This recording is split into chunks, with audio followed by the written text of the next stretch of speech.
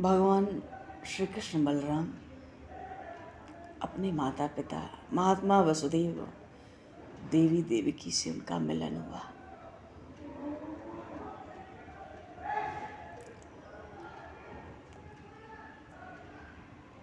गोप तो जहाँ रहते हैं वहीं से प्रभु की स्तुति करते हैं।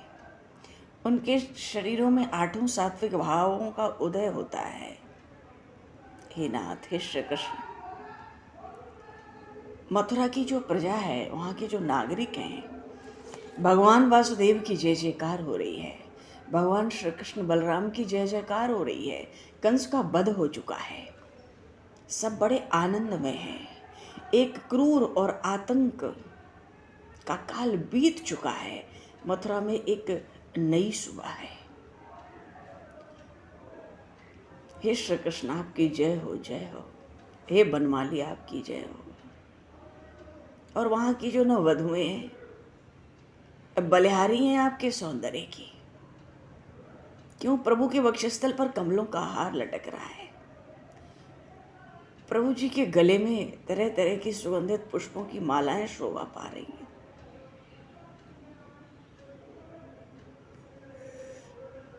अंग प्रत्यंग में रत्नों के अलंकार आभूषण झलमला रहे हैं।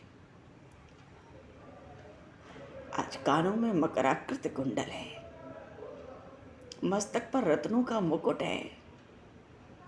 भगवान श्री कृष्ण का मुखारविंद ऐसा चंद्र वदन होता है, भक्तों का हृदय आनंद से भर जाता है। वहाँ की प्रजा बारंबार दर्शन करती है। कितने तो बारंबार साष्टांग दंडवत प्रणाम करते हैं, साष्टांग। कोई कोई अत्यंत दीन भाव से, बड़ी नम्रता से, गदगद वाणी से प्रभु की स्तुति भी करते हैं। हे दीन दयालु, आपकी दया की बलिहारी है। क्यों? भगवान जब आए तो भगवान श्री कृष्ण दाऊ जी के साथ मथुरा का भ्रमण किया और मथुरा की प्रजा ने भगवान का शील, उनका महान शील, अतिशय सौंदर्य, उनकी दयालुता, कृपालुता, उनके भीतर भक्तों के प्रति प्रेम की अनन्यता, बहुत से भगवदीय गुणों का दर्शन प्रत्यक्ष किया था। कितने तो ऐसी स्तुति करते हैं मानो बस आपके दर्शन करते करते हे नाथ हमारी मृत्यु हो जाए। भगवान तो निज जनों के प्राणों के प्राण हैं। भक्त तो अपने को कंगाल ही समझते हैं, पर उन कंगालों के पारसमणि कोई हैं तो वो प्रभु ही हैं। क्योंकि भगवान के सिवाय उनका और कोई नहीं है, कोई हो नहीं सकता। निराधारों के आधार तो भगवान है। प्रेमी जन भगवान की शरण हो गए, गदगद हो गए। आज मथुरा की प्रजा को मानो पेट भर के प्रभु का दर्शन करने को मिल रहा है। भगवान की अपार कृपा सब पर बरस रही है। कितने तो प्रभु को आशीर्वाद दे रहे हैं। क्यों? यदुवंशी हैं, विष्णुवंशी हैं, अपने अपने संबंधों के अनुसार। कितने भगवान के नाम गुण संकीर्तन में लग गए। वैसे भी मनुष्य जीवन का जो परम धर्म है वो भगवत स्मरणीय है, भगवत चिंतनीय है। जैसे हम जीवन में पूर्व में जो भी पाप किए, यदि उस पाप का हम स्मरण कर लें तो वो पाप नया हो जाता है, उस दिन फिर नया हो जाता है वो। लेकिन भगवान का हम जितनी बार स्मरण करते हैं हमारे पापों का नाश हो जाता है। भक्तों ने, भगवान के निज जनों ने प्रभु की प्रेरणा समझकर ही अपने मन को प्रभु में स्मरण में लगाया। संसार में जो प्रेम है, जो ममता है, तो निस्सार है। सबका सार कलयुग में केवल भगवान नाम है, भगवान नाम का आश्रय है। हाँ, ममता ना छूटे करनी ही हो तो भगवान की कोमल चरण कमलों में अपनी ममता हो जाए। आसक्ति संसार से न छूटे, कोई न किसी रूप में हमारे नेत्र फंसे हों तो भगवान के रूप में ही आसक्ति हो जाए। बनी रहे आसक्ति, फिर बनी रहे ममता जीवन में, वो अतिशय कल्याणकारी है। जीवन से अभिमान दूर ना होता हो तो बहुत बढ़िया। हम प्रभु के हैं, हम भगवान के हैं, यही अभिमान। अस अभिमान जाई जनि भोरे, मैं सेवक रघुपति पति मोरे। सुदीक्षण जी महाराज कहते थे, प्रभु जी ये अभिमान कभी जाना नहीं चाहिए क्या? आप स्वामी हैं और मैं सेवक हूँ, मैं आपका हूँ।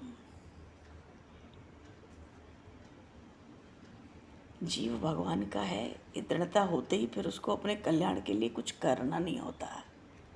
क्यों? उसका सब भार भगवान पर होता है। न उसको जीवन में अपनी जीत से अर्थ कोई बचता है, न हार से। उसका सर्वस्व भगवान के चरणों में होता है।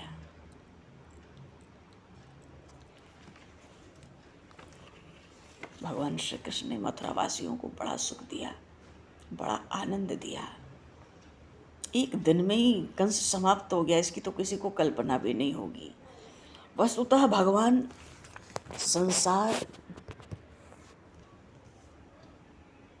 संसार ये जो वृक्ष के रूप में है, क्योंकि बढ़ता ही रहता है।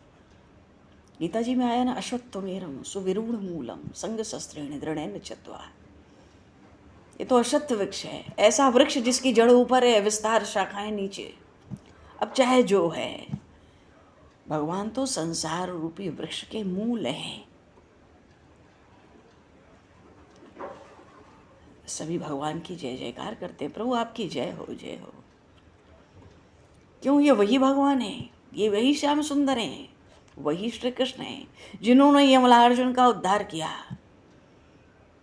जिन्होंने तृणावर्त और शक्टासुर के गर्व का हरण कर लिया। हे श्री कृष्ण आपकी जय हो, जय हो।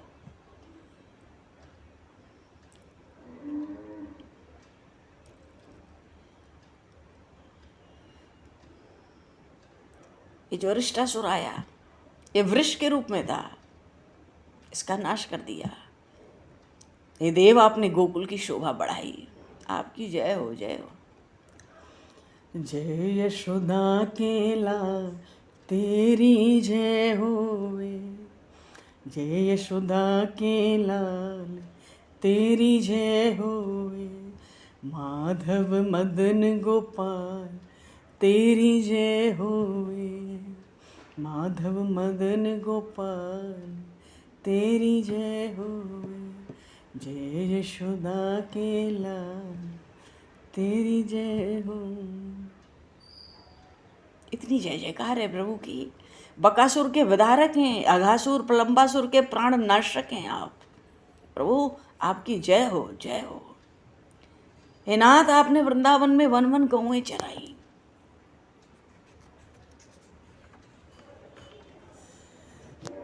आपने दैत्य कुलों का नाश कर दिया। आप हमेशा ही दुर्जनों का दमन करते हो, सज्जनों का पालन करते हो। परित्राणाय साधूनां विनाशाय च दुष्कृतां धर्म संस्थापनार्थाय संभवामि युगे युगे।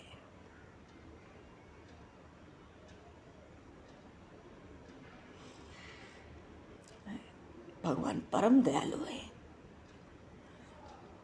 यमुना के जल में कालिंदी के विषय विष मिला हुआ जो जल था, उसमें कूद के कालिया नाग को नाथ दिया। गोपों की, गोपियों की रक्षा की, गौओं की रक्षा की नाथ आपने। और कदम के वृक्ष पर चढ़कर मधुर वंशी बजाई। सब ब्रज की गोपांगनाओं को, उन गोपियाओं को आपने पागल कर दिया। फिर भी प्रभु आप बड़े दीन दयालु हो, प्रणत प्रतिपाल हो। मस्तक पे प्रभु गुंजा की माला भी पधरा लेते हैं, बड़ी शोभा होती है। भगवान की लीला बड़ी विचित्र है। हाँ, जब बड़े बड़े कष्ट सहे जाते हैं तो भगवान को दया आती है। महात्मा वसुदेव देवी देवकी ने जीवन में बहुत कष्ट सह लिया, हो गया समय, भगवान को दया आती है। और भक्तों का तो कष्ट बढ़ाकर भगवान देखते हैं कष्ट में आकर ये मेरे मंगलमय नाम को भूलता है कि नहीं। कभी कभी भक्तों के कष्ट पीड़ा बढ़ा देते हैं।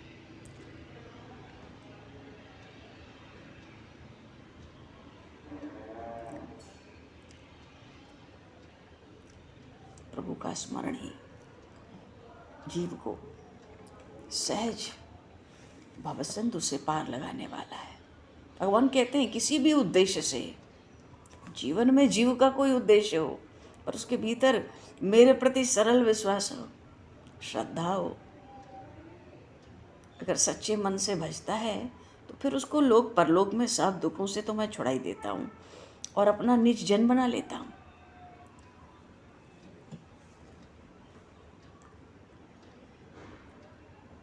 भगवान श्री कृष्ण की महिमा ही ऐसी है। उनके समान दुखियों के दुख को दूर करने वाला दूसरा कोई नहीं है। मथुरा वासियों ने, मथुरा की प्रजा ने उन श्री कृष्ण में अपना चित्त लगा दिया।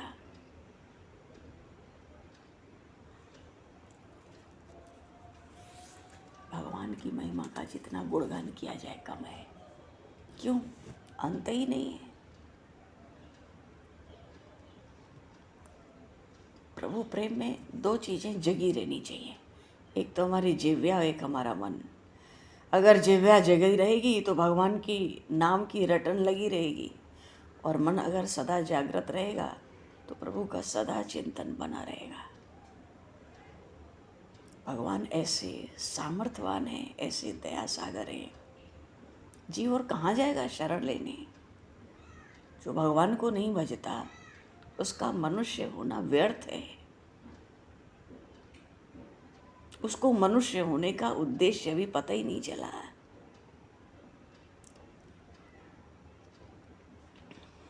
चलो बोलिए श्री भक्तवत्सल भगवान की जय। भगवान श्री कृष्ण ने पूर्व प्रसंग में अपने माता पिता से प्रभु मिले, भगवान श्री कृष्ण बलराम, और भगवान के कमल के समान विशाल नेत्रों से अश्रु प्रवाहित करते हुए प्रभु क्षमा मांग रहे, बार बार प्रार्थना कर रहे, रो रहे। माता पिता के हृदय में वात्सल्य उमड़ाया, हृदय द्रवित हो गया। अभी तक तो पता ही नहीं पड़ता था कि ये जीवित हैं, ऐसी स्थिति थी। केवल नेत्रों से अगर अश्रु नहीं गिर रहे होते तो महात्मा वसुदेव माता देवकी जीवित हैं, उसके लक्षण भी नहीं दिखते थे इनके शरीरों में। भगवान कहते हैं वो श्वास लेता हुआ भी मरा हुआ पुत्र है, जो माता पिता की सेवा नहीं करता, शरणागत की रक्षा नहीं करता।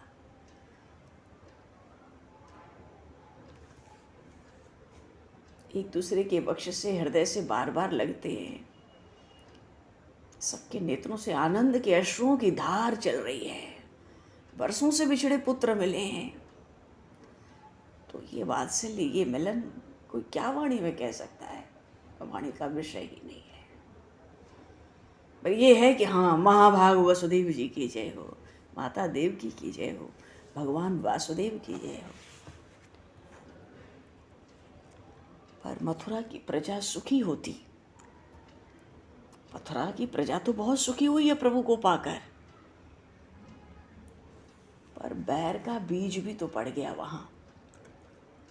बैर का बीज क्या था? अस्थि और प्राप्ति जरासंध की कन्याएं, जिनका विवाह भोजपति कंस से हुआ था। कंस तो मर गया, सब संस्कार हो गया, पर वो अस्थि प्राप्ति का क्या होगा? जरासंध क्या करेगा?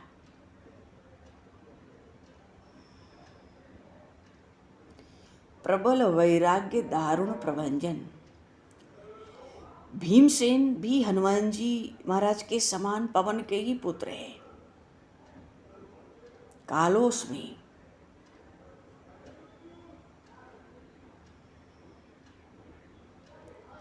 में कहने वाले भगवान श्री कृष्ण का आश्रय लेकर जब तक जरासंध को चीर कर नहीं फेंक दिया,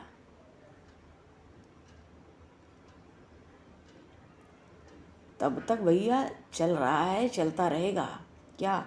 अस्थि और प्राप्ति से प्रेरित जो उत्पात है, बहुत लंबी देर तक चलने वाला उपद्रव।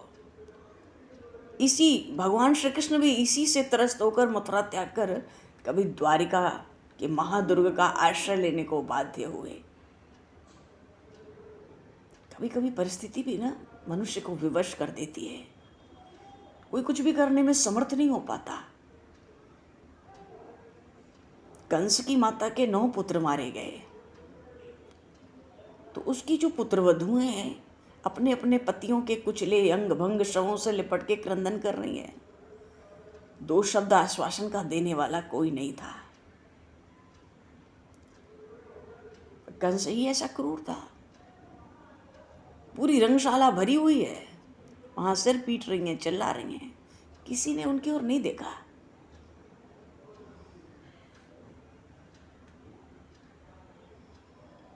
महाराज उग्रसेन भी भूल गए। क्यों?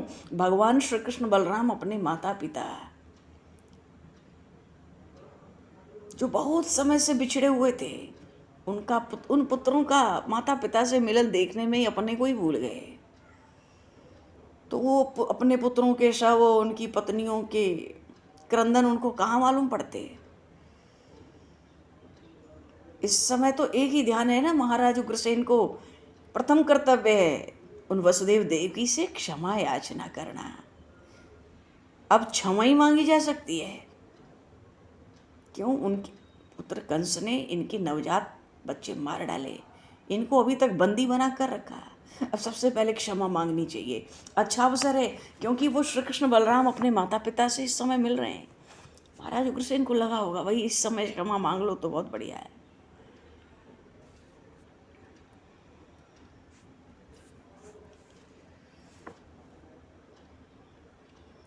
सब जितने राज सेवक है सब तन्मय हैं देखने में महात्मा वसुदेव को।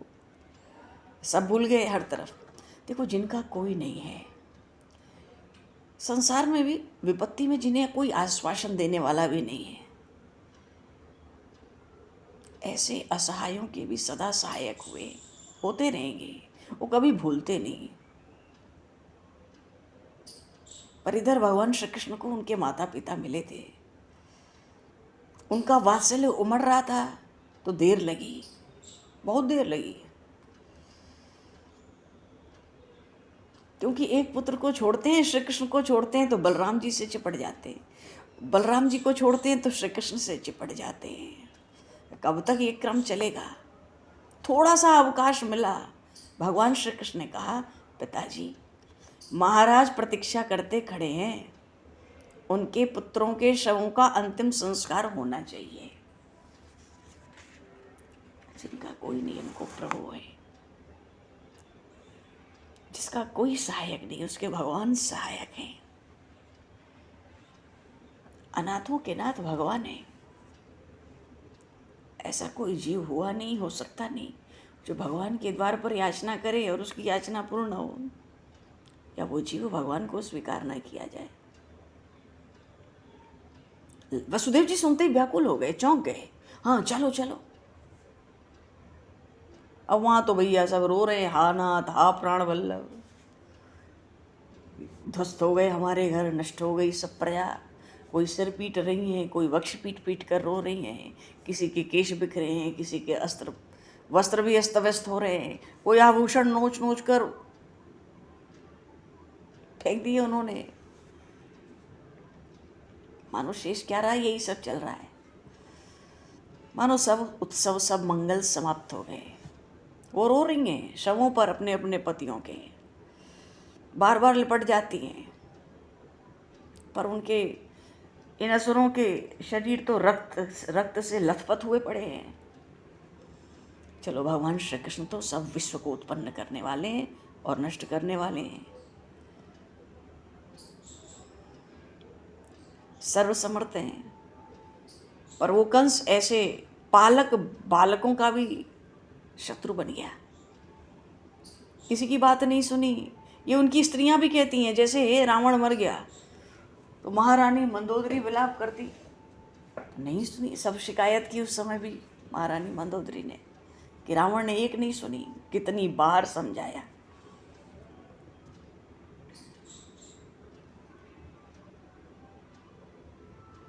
प्रभु सबके पास आए। वो बिलख रही थी, रो रही थी, और वही पास आ सकते थे।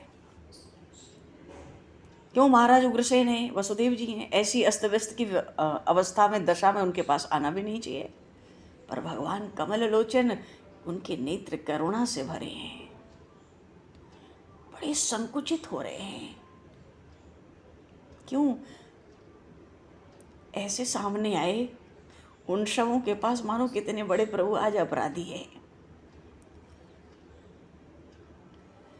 और सबको हाथ जोड़कर समझाते हैं, जैसे प्रभु श्री राम ने वहां किष्किंधा में तारा जी को समझाया था। छित जग पावक गगन समीरा, पंच रचित अति अधम सवीरा।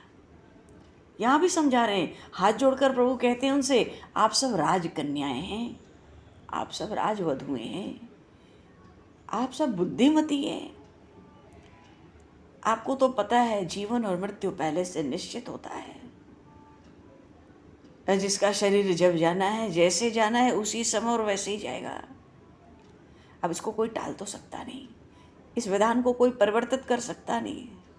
इसलिए अब जो गए उनके लिए शोक करना उचित नहीं है, पर हाँ, आप सब मुझे क्षमा करें। ये त्रिभुवन पति भगवान, ये त्रिभुवन सुंदर श्री कृष्ण 11 वर्ष की अवस्था है, अपने दोनों हाथ बांधे हैं, अपने कमल के समान विशाल नेत्रों से अश्रु भरे हैं, सामने खड़े हैं। और जब इन रानियों की दृष्टि उन श्री कृष्ण पर गई, ऐसी असहनीय व्यथा के क्षण में भी वो उनको देखती रह गई अपलक। उनके हाथ जो अपने सिर पीट रहे थे, वक्ष पीट रहे थे, रुक गए। उनका जो बड़ा भारी क्रंदन था ना, वो सिसकियों में बदल गया। वे तो प्रभु को देख के पहले अपने वस्त्र संभालने लगी।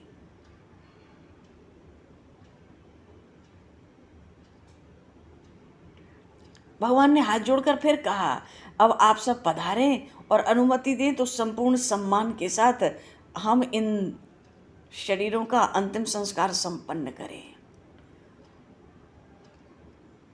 क्योंकि अगर आप लोगों ने मुझे क्षमा कर दिया हो तो मुझे सेवा करने का अवसर भी आप ही देने की कृपा करें। अब माता देवकी, वसुदेव जी महाराज की जो दूसरी पत्नियां, सब राजमंच से उतर के पास आ गई हैं। सबने उनसे शक्ति विधवाओं को संभाला।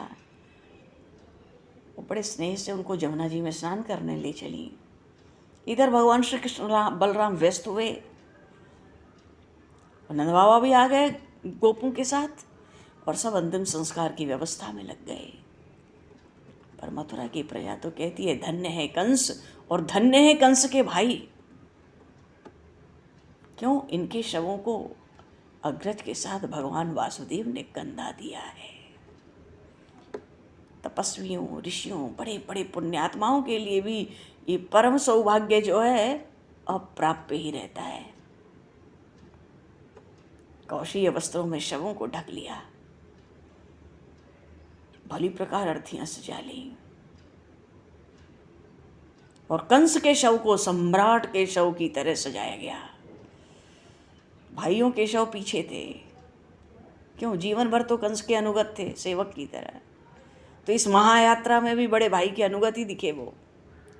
दोनों ओर पंक्तियों में खड़े हैं सैनिक मथुरा के।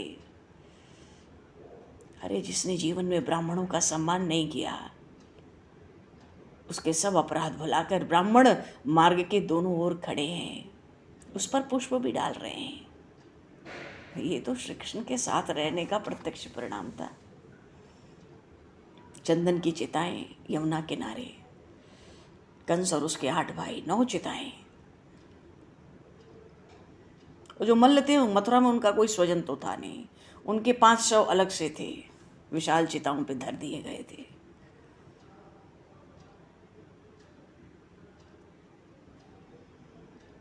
मंत्री जितने थे सबकी सब व्यवस्था हो गई।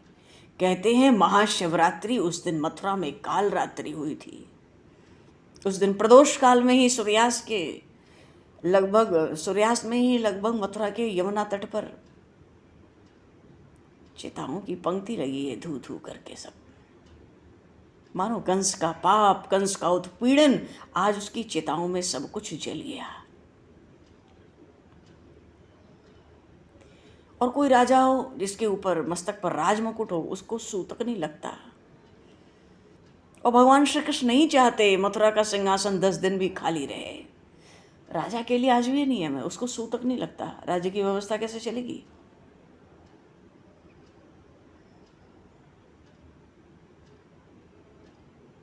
इसलिए महाराज उग्रसेन के सिर पर वो राजमुकुट तो भगवान श्री कृष्ण ने अपने हाथ से मल्लशाला में ही रख दिया था। अब पुत्रों का अग्नि संस्कार है तो महाराज उग्रसेन को ही करना है। सब पुत्र मारे गए, आज वो निसंतान हुए। अगर मुकुट धारण किए हुए हैं तो अंतिम संस्कार कर रहे हैं, पर सूतक का दोष नहीं होता। सब यमुना जी से लौटे, महाराज उग्रसेन भी व्यस्त हो गए और भगवान श्री कृष्ण की छाया की भांति बलराम जी भी साथ हो गए। इस समय महाराज उग्रसेन को बड़ी आवश्यकता है। 9 पुत्र मारे गए, निसंतान है इस समय। वसुदेव जी तो शमशान से राज सदन ही आए। ये दोनों बड़े विनम्र हैं। सब ने एक दूसरे से क्षमा याचना की। और जब महाराज उग्रसेन ने आग्रह किया तो नंद बाबा अपने गोपों के साथ मथुरा नगर में एक बड़े विशाल भवन में ठहरे। और वहाँ उनके साथ छकड़े भी रह सके, वृषभ भी रह सके, पूरी व्यवस्था हुई। स्वयं खड़े होकर सब व्यवस्था का निरीक्षण कर रहे हैं महाराज उग्रसेन। और यदुवंशियों के कुल के आचार्य महर्षि गर्ग से, ब्राह्मणों से, जो खास प्रधान यदुवंशी हैं, जो प्रधान नागरिक हैं, महाराज उग्रसेन पूरी रात सबसे मिलते रहे। इतने वर्षों से तो कारागार में पड़े थे, अब फिर से राजा हुए।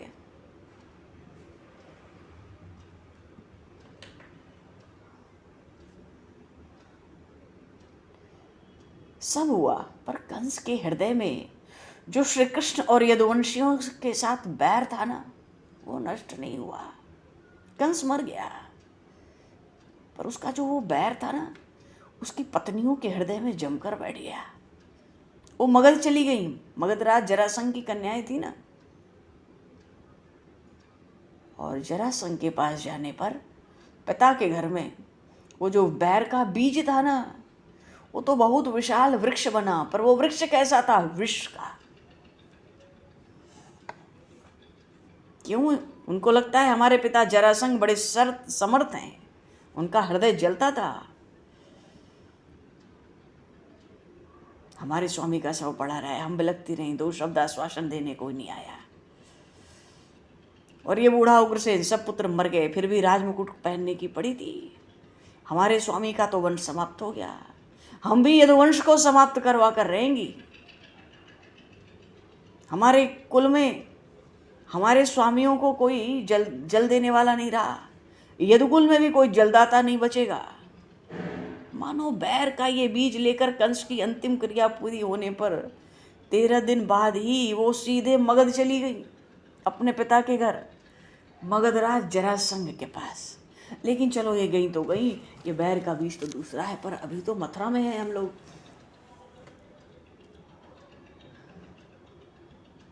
मथुरा तो सुख से बस गई, और भगवान श्री कृष्ण बड़े व्यस्त हैं। क्यों? पता तो चले कौन कौन चले गए और कौन कौन यहाँ है। कंस के भय से यदुवंशी, विष्णुवंशी, अंधक, मधु, दशाट, बहुत से वंशज थे। उनके परिवार के, उनके सेवक, उनके संबंधी, ये सब त्याग कर चले गए थे। कहाँ कहाँ, कितना कष्ट, कितनी यातना इन्होंने सही, पता लगाया नहीं जा सकता। कौन कौन कहाँ चले गए। लोग छिप कर गए थे, छिप कर रह रहे थे। जिनका पता लगता उन्हीं को तो भाई सम्मान पूर्वक प्रभु बुलवाते, आग्रह करके बुलवाते। सब सुविधा दे दे के मथुरा में बसाने लगे प्रभु यदुवंशियों को, विष्णुवंशियों को, जो कंस के अत्याचारों से तंग आकर चले गए परिवार लेकर। और कितने तो गुप्तचर दूत भगवान भेजने लगे, बुला लाओ सबको, जो जो मिल जाए। भगवान को तो प्रजा बसानी है सुख से। अरे ये त्रिभुवनपति हैं, जितने वेदज्ञ ब्राह्मण हैं, तपस्वी हैं, भगवान के भक्तों की बड़ी संख्या, सब सपरिवार चले गए थे। क्योंकि कंस हो चाहे उसके सेवक, स्वभाव से ही बैर करते थे इन लोगों से। तो फिर तो त्याग ही एक विकल्प था। कहीं कुटिया हो जाए, छोटा सा आश्रम हो जाए, 2-4 फल वृक्ष पुष्प लग जाए, बस हो जाए, 1-2 गाय मिल जाए, काम चल जाएगा। यही संपत्ति थी। प्रभु ने सबको गुप्तचरों को भेज भेज कर पता लगवाया, जितने आ सके उनको लौटा लाओ मथुरा में, कह दो कंस का अध्याय समाप्त हुआ। महाराज उग्रसेन पुनः मधुपुरी के राजा हुए। कहाँ कहाँ ब्राह्मण चले गए मथुरा छोड़ के, कहाँ कहाँ आश्रम बना लिए होंगे। अरे 10-11 वर्ष का समय कम थोड़ी होता है। नया वृक्ष भी हो तो 5-7 साल में फल देने लगता है। पौधा लगाओ तो पुष्प उसी वर्ष लग जाता है उस लता में। पर एक ही आधार था सबका, एक ही आकर्षण था। क्या? भगवान वासुदेव बुलाते हैं। अरे स्वयं श्री कृष्ण बुलावें, उनके पास रहने का सुअवसर मिले। ये तो एक ऐसा प्रलोभन था जो बड़े बड़े विद्वान ब्राह्मणों, तपस्वियों, भगवान के भक्तों को लौट आने को विवश करता था। मथुरा तो कंस ने लगभग उजाड़ दी थी, पर धीरे धीरे जिस पर कहते हैं ना, भगवती वीणा पाणी प्रसन्न होवे, वो मान धनी होते हैं। उनको सम्मान पूर्वक रखना पड़ता है। कंस के अहम के साथ सब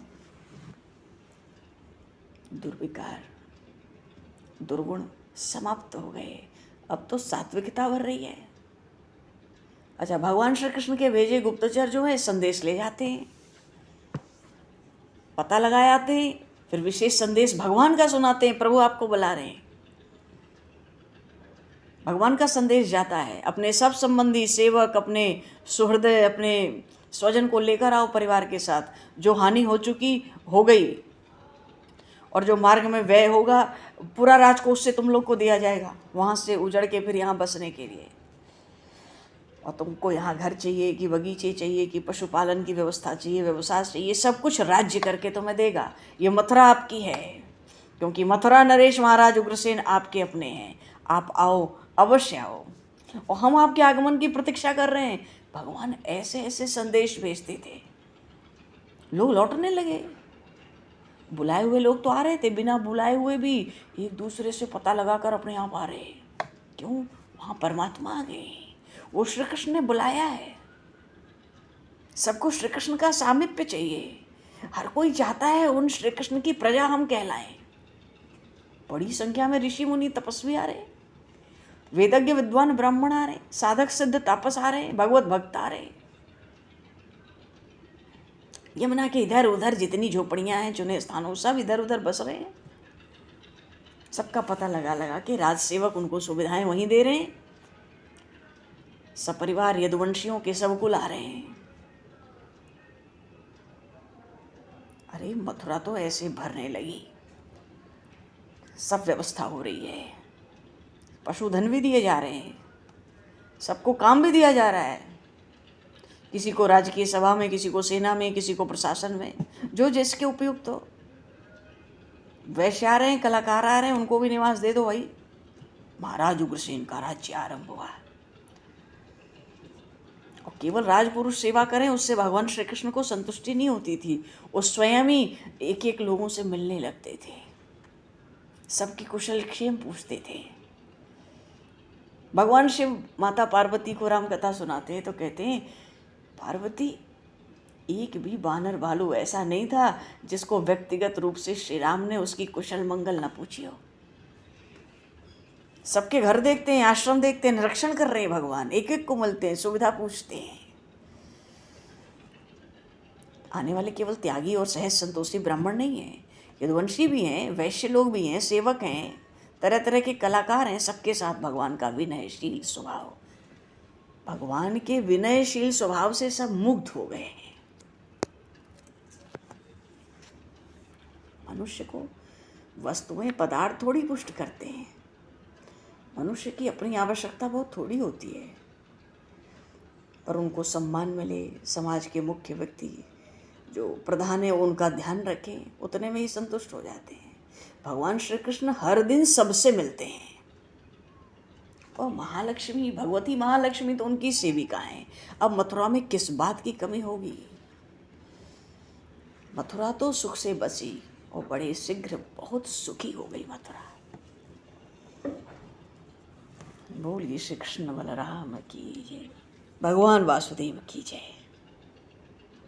एक और तो ये क्रम चला मथुरा को सुखपूर्वक बसाने का, और मथुरा बहुत सुखपूर्वक बस गई बहुत जल्दी। क्यों? बुलवाने वाले साक्षात नारायण हैं। और आकाशवाणी तो सबको पता थी, देवकी का अष्टम गर्भ ही कंस का काल होगा, तो सबको पता है ये नारायण है भाई। और प्रभु बुला रहे, अनंत विश्व ब्रह्मांडों के नाथ स्वामी नायक सबको बुला रहे, कौन रुकेगा? तो एक और तो मथुरा सुख से बसी, और दूसरी ओर प्रसंग आया नंद बाबा के वापस ब्रज लौटने का।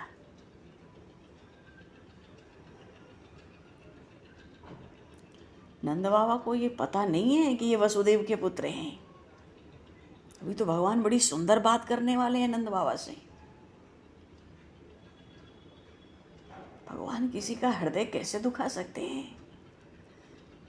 मिलने वाले प्यार वात्सल्य की उपेक्षा नारायण कभी कर ही नहीं सकते, ये तो जगत करता है।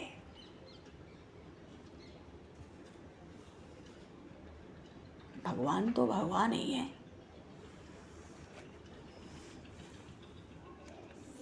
इसीलिए तो कहते हैं भगवान श्री कृष्ण के अवतार में जीवन के सब रस सब रंग का आनंद है।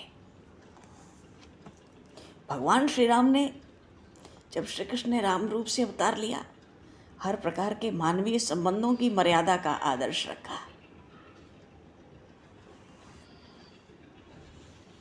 भगवान के गुण अनंत हैं, अपार हैं, अगाध हैं।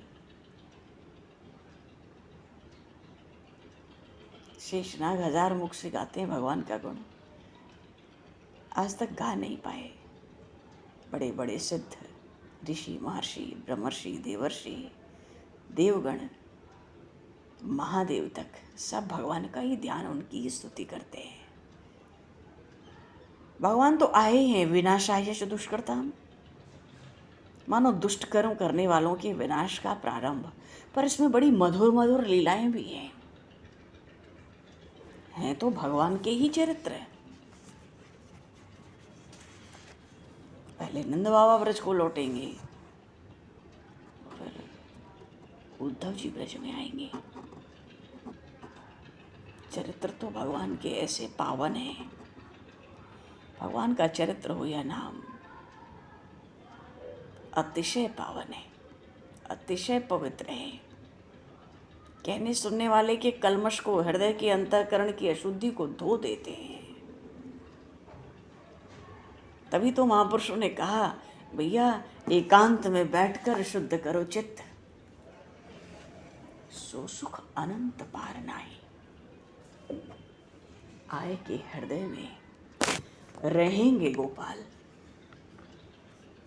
साधन सुलभ घर बैठे। भगवान ने लीला अवतारों में, भगवान के लीला अवतारों से ही भगवान के अनंत गुण अनंत नाम प्रकाशित होते हैं। उन्हीं नाम और गुणों को भक्तजन गा गा कर भवसिंधु सहज पार कर लेते हैं। और भगवान ऐसी आदर्श प्रेम की लीलाओं की स्थापना करते ही इसीलिए, सो केवल भगतन हित लागी, परम कृपालु प्रणत अनुरागी। ऐसे भगवान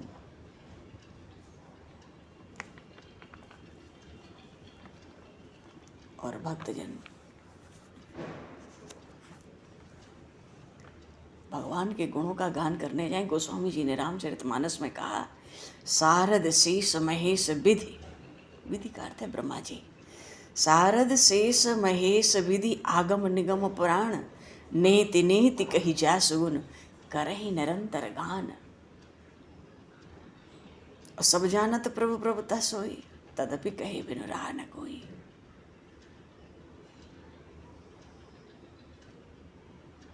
मंगल करनि कलिमल हरनि तुलसी कथा रघुनाथ की। वैसे ही मंगल करने वाली है, जैसे भगवान शिव के श्रीअंग में लगी हुई वो भस्म की विभूति भी अगर कोई स्मरण करे तो पवित्र हो जाए। कहाँ तो वो शमशान की राख होती है, किसी का शव जाता है, लोग कहते हैं राम नाम सत्य है। भगवान शिव को इतना सुनकर उस शव को देखने लगते हैं, इसके कारण लोग राम नाम ले रहे हैं, ये बड़ा प्यारा है, तो इसकी राख फिर पीछे से भस्म की तरह अपने श्रीअंग में लगा लो।